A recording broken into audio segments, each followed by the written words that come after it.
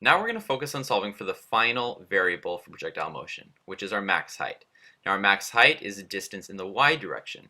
So can you guess which component of our velocity we're going to use this time? Should have answered the y velocity. So our y velocity is what determined our total time in the air. It's also what's going to determine our max height. And it's again affected by our y acceleration. Now because of that, we're going to have a changing y velocity, which makes solving for the max height a little bit harder than solving for the range. Keep in mind that when we solved for the range, all we had to do was take this velocity, which was a constant 90 meters per second, and multiply that by the time it was traveling in the x direction, which is 10 seconds. So very simple. In this case though, it's not traveling at a constant velocity anymore. Keep in mind that it was changing, started at 50 meters per second, and slowly decreased all the way to the point where it reached 0 meters per second at max height. So we have to account for that change in velocity.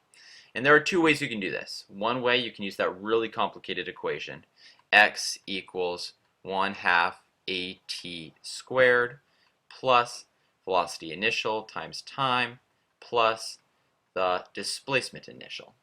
But again, as you can see, this has a lot of math in it, and you have to be very careful about the signs you're using. So there's a lot of easy ways to mess up using this equation, which is why I'm going to show you a much easier way to do this without using an equation. So what we're going to do is we're instead going to take the average velocity. Keep in mind that it starts with an initial velocity of 50 meters per second, ends with a final velocity of 0 meters per second. So the average of these two is 50 plus 0 divided by 2, or in other words, 25 meters per second. Because an object traveling at an average velocity of 25 meters per second will go just as far as an object that starts with initial velocity and changes that velocity constantly over this period of time. And I'm going to prove to you in a second how that works, but just go ahead and trust me on that for now. So we know that our object is going to be traveling at a constant velocity, essentially, of 25 meters per second over what period of time? Okay, you should have answered 5 seconds. Okay, be very careful about that. A lot of students will accidentally choose 10 seconds, but keep in mind that that was 10 seconds total, all the way up to max height and all the way back down. So we would be double counting our distance if we were to use that time. Okay, so in this case we only want to use the 5-second time period. So it's traveling at an average velocity of 25 meters per second for 5 seconds, which means that it traveled a total of 125 meters. And that's it. That's our answer. So now I'm going to go ahead and use this equation up here, which again I would highly recommend that you don't use because it's really not necessary and it makes this problem a lot more difficult than it needs to be. But I'm just going to use it to demonstrate that the method that I just showed you really works.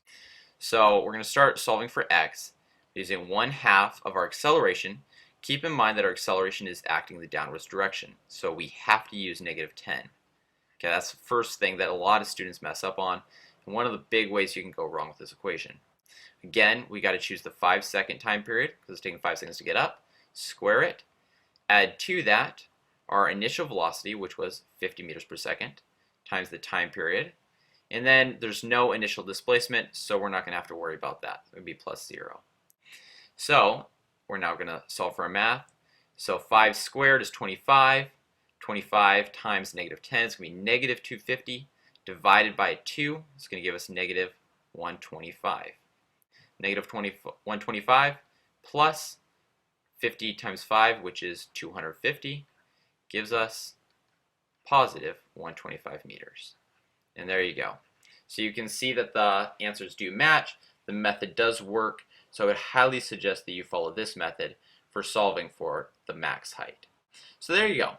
So I know it took a lot longer than a minute to explain these 3 methods, but I promise if you continue to practice projectile motion and other translational kinetic problems, you will discover that you will have no problem solving any of these without a single equation in a minute or less every time.